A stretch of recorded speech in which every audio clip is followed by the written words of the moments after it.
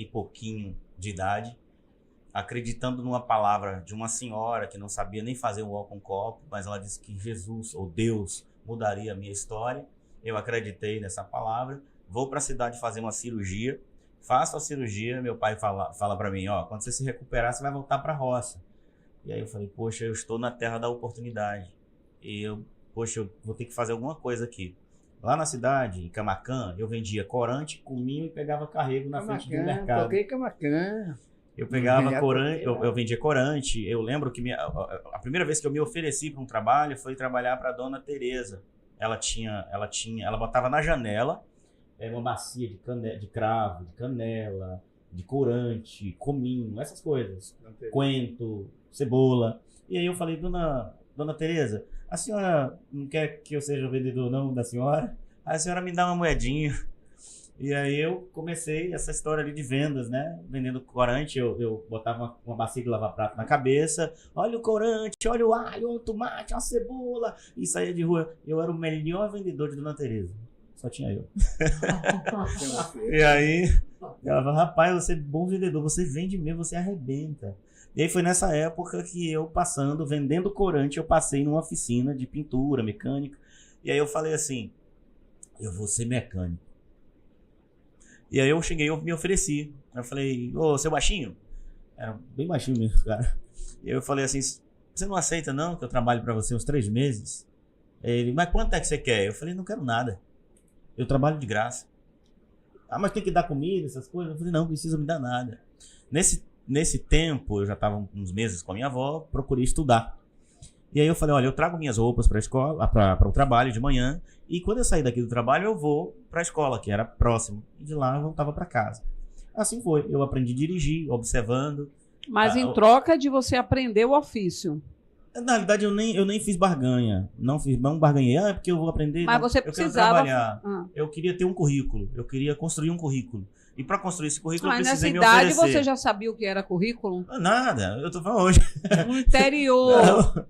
Assim, meu currículo já estava começando quando eu fui vender corante e cominho. Você tinha o interesse de crescer. Aí eu falei, poxa, agora eu preciso...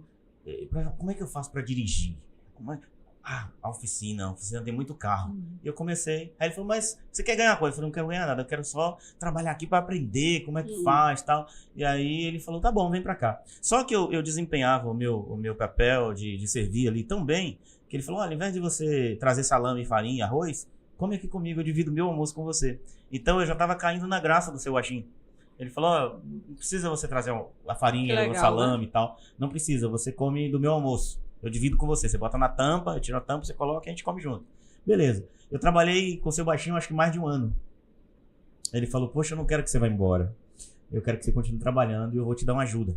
Vou te dar uma ajuda financeira, não vai ser um salário, grande coisa, mas dá para você comprar um sapato, uma camisa, alguma coisa. E ali começou o meu trabalho. Trabalho agora remunerado. Porque na roça, eu trabalhava para comer. Meu pai dizia, um pé de mato que tu corta já ajuda que tu come, na comida que tu come. A sandália que eu tinha lá na roça era uma sandália de borracha de pneu, viu, Hanna? Hanan. Hoje é moda, viu? Eu comprei agora, essa semana. Hoje é moda. Hoje é moda, mas a gente lá era um sofrimento, cara. Lá, pra gente, era um sofrimento, porque era uma borracha de pneu com armação de linha de costurar saco de cacau. Misericórdia. Entendeu? E era cada escorregão. Era tipo que chute. Não, era percata. Se bem que chute era maravilhoso. Percata mesmo, borracha de pneu cortada. E fazia armação ali, a gente andava. Então, assim, beleza, vou trabalhar na oficina mecânica, dali eu começo a congregar na igreja adventista do 7º dia. Antes de tudo isso acontecer, de trabalhar na oficina, vender corante, eu já estava congregando, fazendo estudo bíblico, essas coisas todas. E aí comecei a congregar e comecei a cantar na igreja, querer cantar, na realidade, eu cantava no banco. E aí o pastor era um norte-americano, negrão, assim, abençoado, o pastor Inácio, e ele me ouviu cantando no banheiro. Ele me viu cantando no banheiro. Só que na época eu não tinha roupa, aquela roupa bacana, né, pra usar, pra ir lá apontar, cantar. Eu usava a roupa do meu tio e às vezes ele brigava comigo, porque até então eu não tinha como comprar. Eu estava ainda em um serviço que eu me ofereci para trabalhar, então eu estava ainda construindo alguma coisa. Então eu não ganhava nada. Nesse período de 3 meses, eu comecei a ir para a igreja e não tinha roupa. Então eu saltava a parede do quarto, que era feito de tábua, a casa da minha avó.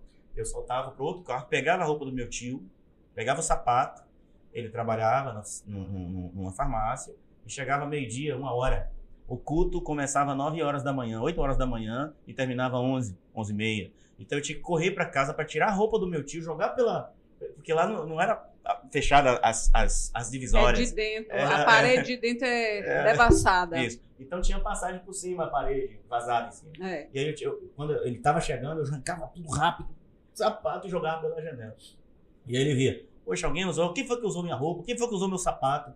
E às vezes era uma confusão. Eu lembro que minha mãe soube dessa história, minha mãe disse, meu filho, você vai ter tanto que você vai ajudar outras pessoas também a ter. E aí eu comecei a cantar. O pastor me ouviu cantando no banheiro, eu estava cantando essa música. Eu me lembro como hoje.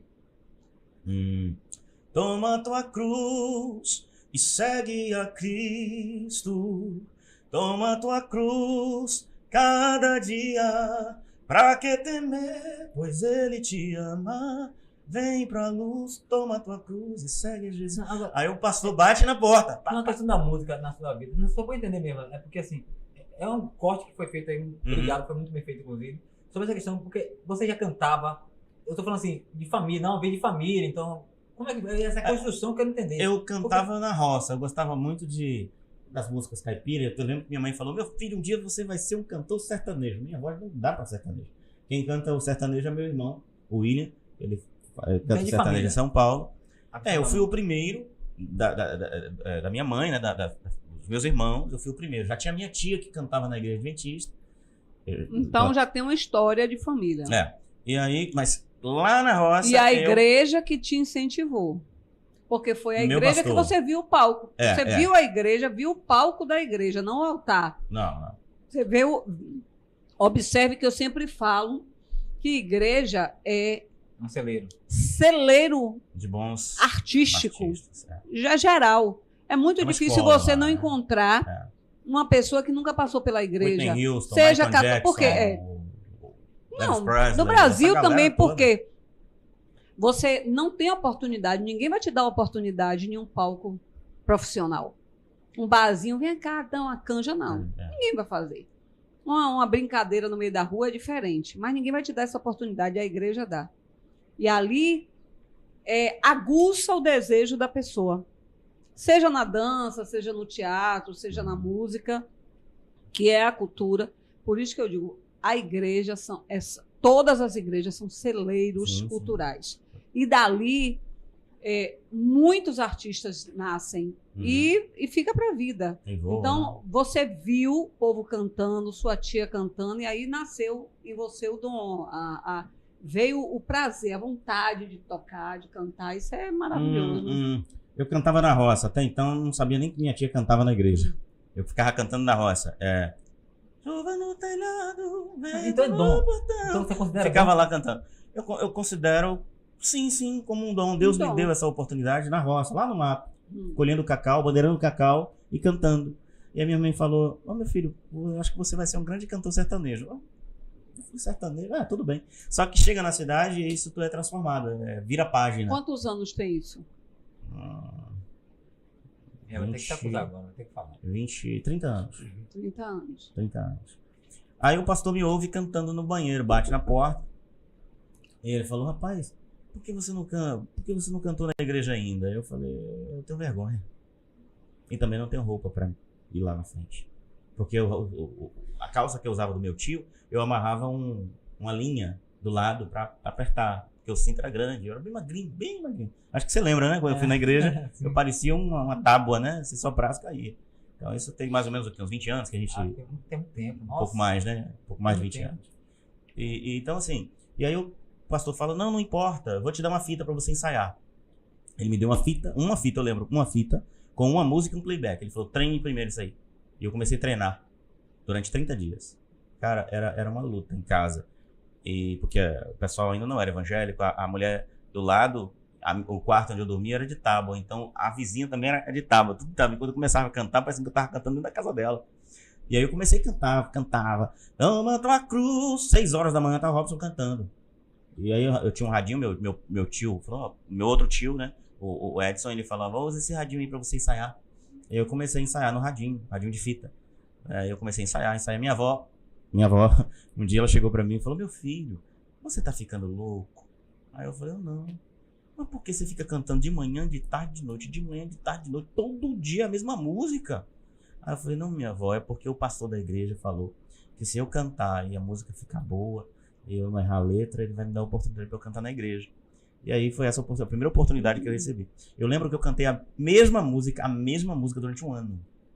Eu cantava na igreja, esporadicamente, sábados, luzes especiais, ou no domingo à noite. E aí o pastor, ele falava assim, vamos ouvir agora um louvor especial pelo irmão Robson Miranda, pelo irmão Robson. E eu ia tremendo, parecendo uma vara verde. Pegava o cabo do microfone e enrolava todo no braço. E aí o pessoal da elite da música, né? A elite da música, que cantava dueto, quarteto, trio, solos, e começava a olhar pra mim, e ria de mim. E aí quando começavam a rir, eu fechava os olhos.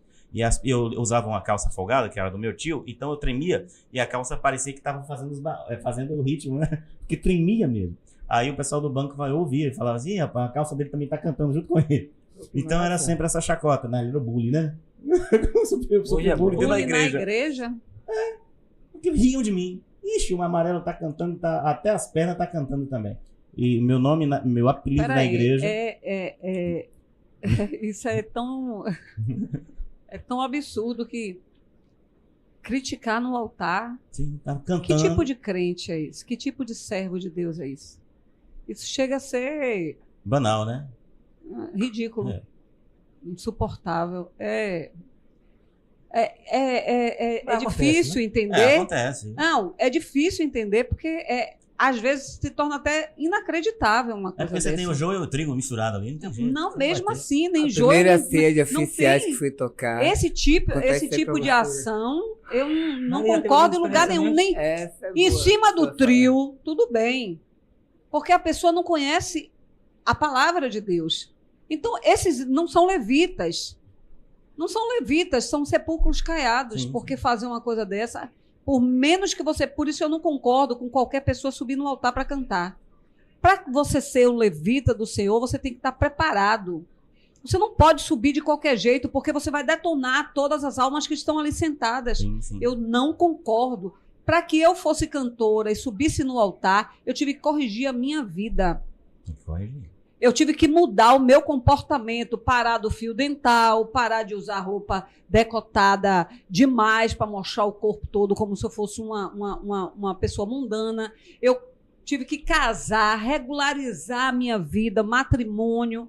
Eu tive que estar reta para que Deus recebesse o meu louvor. E operasse na sua vida. O significado de louvor, isso é cultura, gente. Isso é para acordar os irmãos que estão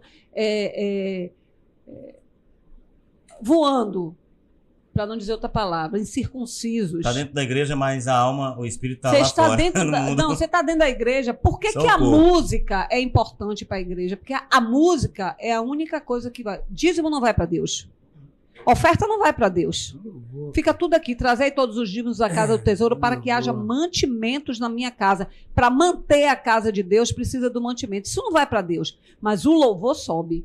Uhum. E como incenso suave. E desce sobre cura, libertação. Sim. E aí você prepara a alma ali que está ali. Às vezes chega com problema. Às vezes chega na igreja. Eu estou falando isso a verdade. Chega com problema dos filhos, da mulher, do marido.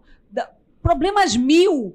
E aí, quando você chega ali, eu não queria nem vir para a igreja. Eu tô me sentindo mal. Eu digo porque eu fui...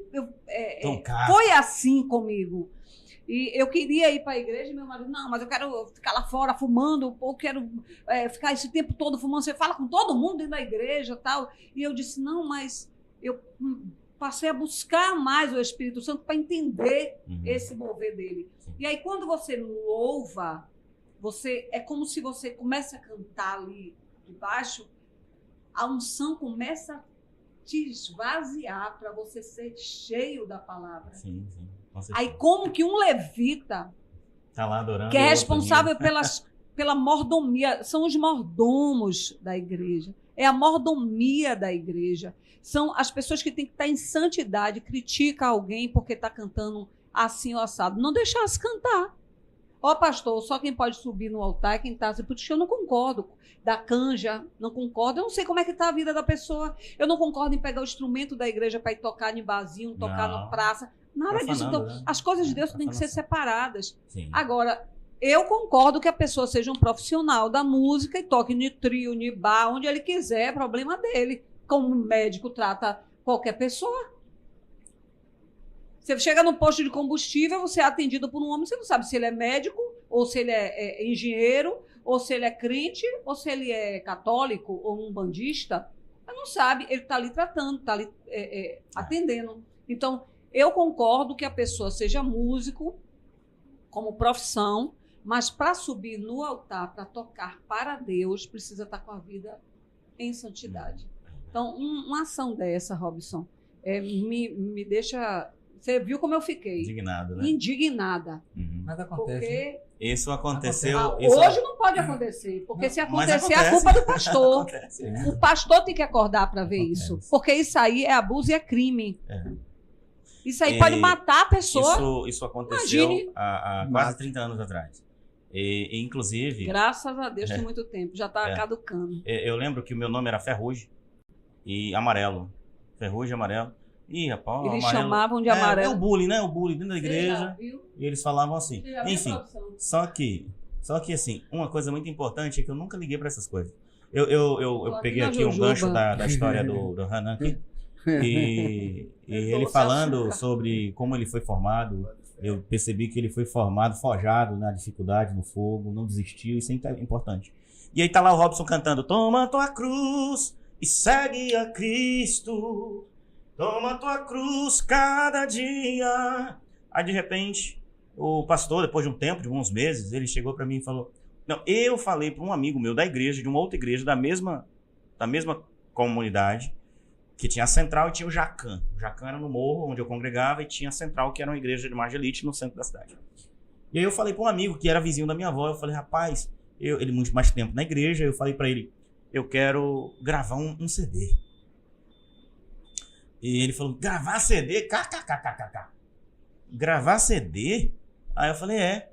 Oxe, você nem sabe se o povo vai aprovar sua voz? Quem tinha que aprovar a minha voz era o povo, não era Deus. Entendeu? Calma, era da mesma congregação.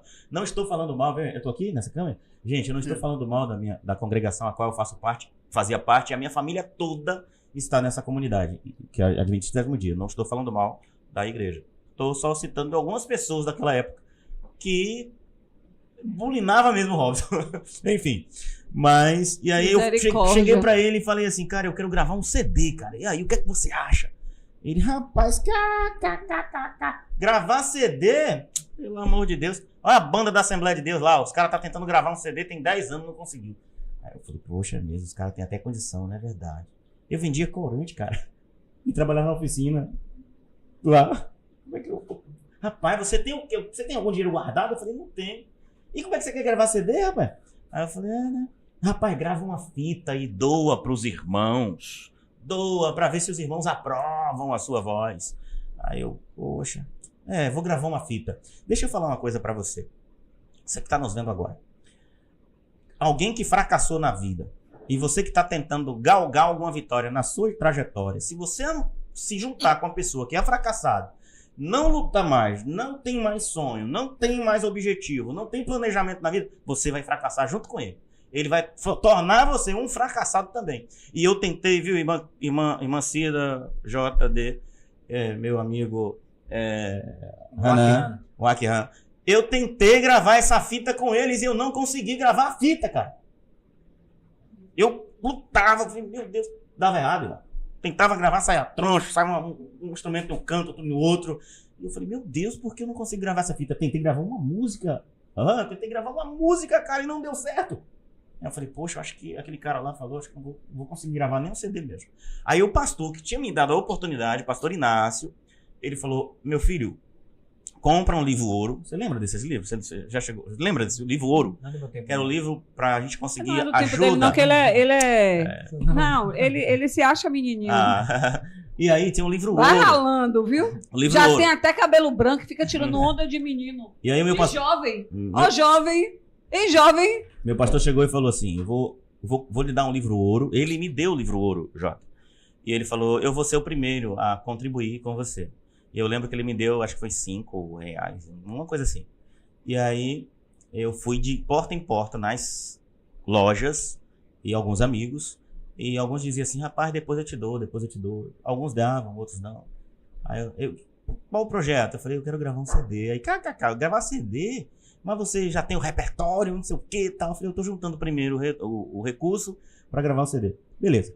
E aí eu consegui pedir a autorização ao pastor Fernando Iglesias, que eu cantava a maioria das canções dele, pedi autorização, pastor Fernando, eu posso gravar sua música? Eu liguei a cobrar pro pastor naquele dia, lá em São Paulo. Ele morava na época na Conde de Sazeda, lá em São Paulo, e ele falou, pode gravar, meu filho, grave quantas você quiser. Pastor Fernando Iglesias, que foi orador do Está Escrito, né? Do programa Está Escrito na Igreja do Novo Tempo, Adventista. E ele me falou, pode gravar quantas músicas você quiser.